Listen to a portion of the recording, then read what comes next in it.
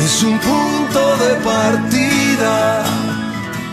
Javier Noguera, muchas gracias por la visita. Al contrario, Pedro, muchas gracias por la invitación. Buenas tardes. Vos que sos un amante del café, y sobre todo los cafés con esta personalidad que le ponen, viste que está bajando la cantidad de café de autor que hay, porque bueno, es una buena propuesta, pero la situación económica no los acompaña. Así es, así es. Bueno, un fenómeno que está pasando ahora en la Argentina en este momento, Sí. pero a nivel global el café de especialidad se asienta como una tendencia muy interesante y bueno, y además el café en general en estos últimos meses a nivel internacional ha tenido un repunte importante y se espera que al menos en el mediano plazo se sostenga el precio, ¿no? Yo creo que hay dos elementos que acá inciden. Primero, que se descubrió los mayores beneficios que tiene el café que no se había descubierto.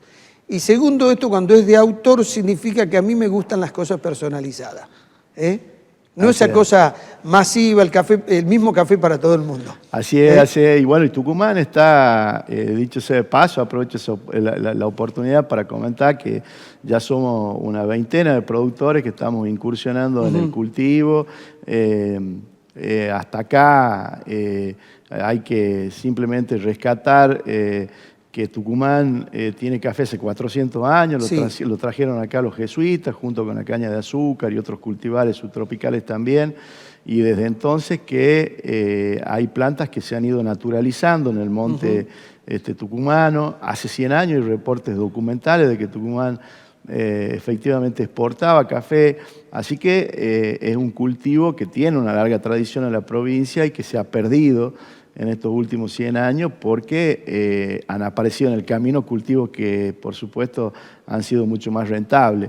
Así que... Pero ahora se retomó el impulso de todo el café. Exacto. Y además es parte de una diversificación silenciosa que se está dando en Tucumán. Sí, especialmente en el Pedemonte, porque las experiencias que se están haciendo en este momento, si bien hay algunas a campo que son más reducidas, en términos generales aconsejamos que se cultive sobre el sotobosque, ¿no? O sea, bajo la cubierta o el dosel de los árboles.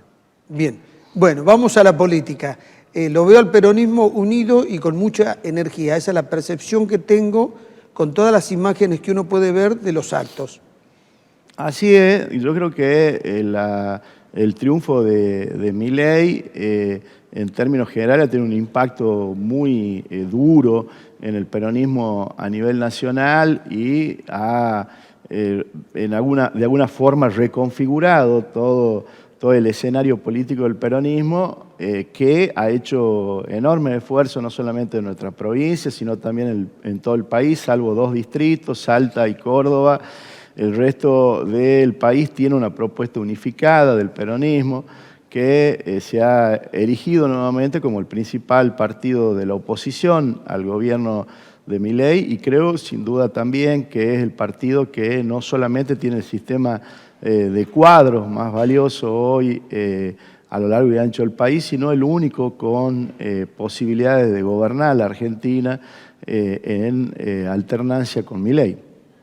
Ahora, ¿no le falta una autocrítica para darle un mayor impulso y fuerza al peronismo? Porque, a ver, cerró la elección en la provincia de Buenos Aires, gana el peronismo y la pregunta es, Javier Noguera, ¿quién ganó para usted? ¿Cristina? ¿Ganó Kicillof?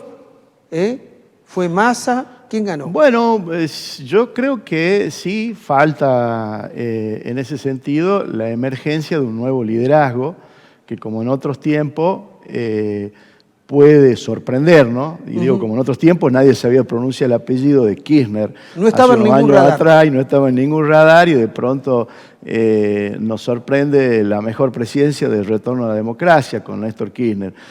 Yo a eso me refiero cuando hablo de que es un partido con un sistema de cuadro y de políticos altamente experimentados que pueden dar respuesta a las demandas concretas del país. Y en ese sentido sí, es cierto que todavía no emergen con claridad un liderazgo de cara al 2027. Sí, de 2 de los 3 nombres estos que vos mencionás, sin duda, ya tenemos ahí un presidenciable, ¿no? Tanto Axel Kicillof como Sergio Massa son dos cuadros políticos muy preparados, altamente experimentados, que pueden dar batalla en una presidencial con éxito, por supuesto. Pero Javier Noguera, ¿no ve de pronto que algún gobernador que comienza con un 12%, después crees que Néstor Kirchner fue presidente con el 22%?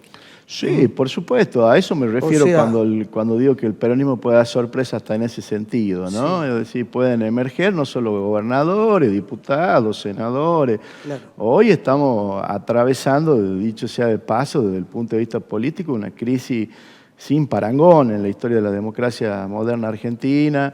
Creo que el gobierno de Milei está implosionando desde adentro, desde, digamos, la denuncia de sus propios funcionarios, de los escándalos que día a día conmueven a la sociedad argentina, que hace estar muy atento con respecto a la marcha del gobierno, no solamente desde el punto de vista de su obcecación prácticamente diaria en cometer errores no forzados desde el punto de vista político, sino también desde el descontrol de la economía, ¿no? Hoy tenemos una macroeconomía que está atada, vamos a decir, con alfileres, ya ni con alambre.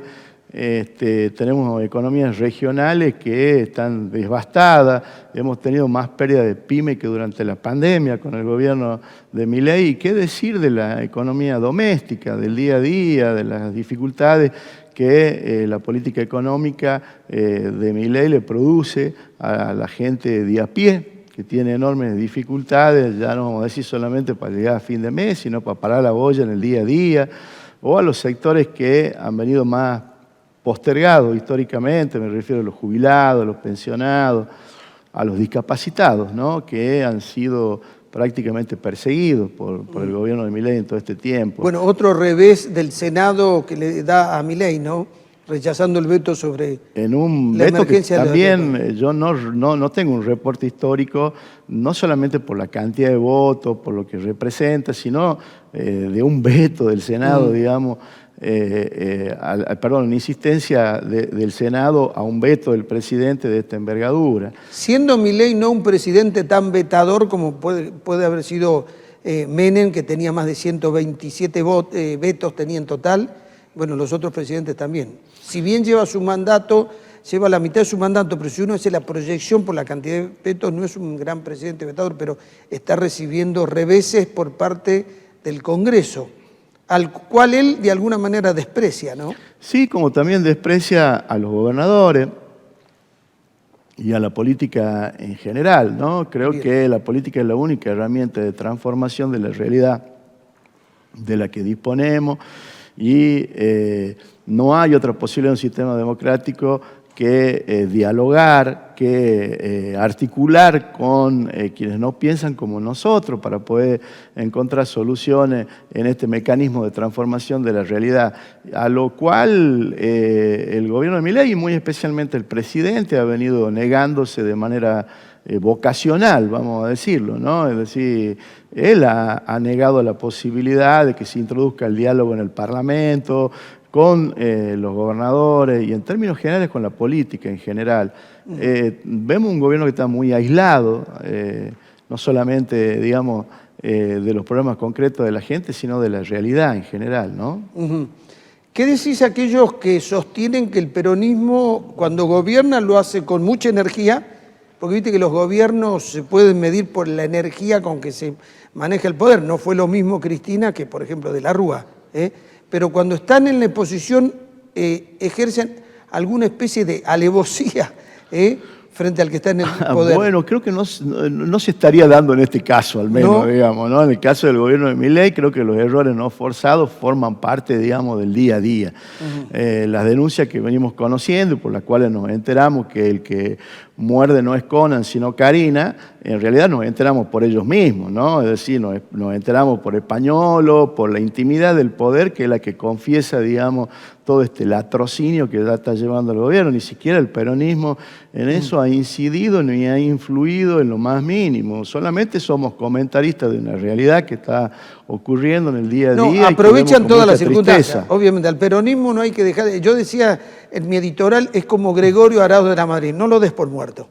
¿Te acordás que a Gregorio le metieron un tiro, cortó la oreja y después apareció en otra batalla? Así es, así es. Forma parte de la, yo creo que de la cultura argentina. El peronismo forma parte de esa intimidad, digamos, que interpela al ser nacional. Y, de esa capacidad de resiliencia. Sí, por supuesto. No solamente eso, sino también su vocación emancipatoria, libertaria, en el sentido puro de la palabra, ¿no? Que ha representado siempre el ideario de Juan Perón, y creo que en ese sentido, digamos, como que no subsiste en el ser nacional. Nosotros creemos en una patria libre, justa y soberana. Javier Noguera, hay dos posiciones. Dicen, si gana Buenos Aires pueden ocurrir dos cosas. Primero, 135 intendentes que cuidaron sus listas, ganaron en sus municipios. Entonces dice, bueno, yo ya me jugué, en octubre puedo levantar el pie del acelerador, y otros que dicen, no, si el peronismo gana en Buenos Aires después de la derrota del 2023, va a haber una fuerza y una energía mucho mayor para octubre. ¿Cuáles crees vos que son el escenario se puede dar? Esta segunda, a la que vos te referís, digamos que el antiperonismo frente a la derrota en provincia de Buenos Aires pueda articularse y fortalecerse. Yo la veo más difícil, ¿no? Hace un par de meses yo podría haber pensado así, pero hoy creo que el gobierno viene en una decadencia muy pronunciada, que se acentúa en el día a día, y que la derrota de confirmarse en las próximas horas en provincia de Buenos Aires puede acelerar esas distancias que hoy ya existen en el territorio y que la estamos palpando no solamente en las encuestas, sino en la conversa callejera con la gente, de que el gobierno de Milei ha acentuado su descrédito, su deterioro político, que de confirmarse, como decía recién, en las próximas horas la derrota en provincia de Buenos Aires, yo no tengo duda de que se ve a nivel nacional. El gobierno nacional va a tener una derrota aplastante a lo largo y ancho del país. Bueno, y para terminar, de aquel Javier Noguera, que criticaba a Jaldo, que tenían diferencia, lo veo ahora que tienen más fotos que la de su casamiento. Bueno, sucede que en el peronismo, como ocurre también en la familia, no todos tenemos por qué pensar de la misma manera. Lo que sí tenemos muy claro, no solamente con el gobernador, que es nuestro conductor político, sino entre todos los compañeros que integramos el peronismo, que nuestras diferencias no son jamás lo suficientemente profundas como sí lo son las que tenemos con el pensamiento libertario de Milei en este momento, y que en consecuencia no solamente quienes tenemos vocación política y de construcción hacia el futuro, de un espacio que sea, como decía recién, de una patria más libre, justa y soberana, sino también entender, digamos, que la vocación democrática está en juego.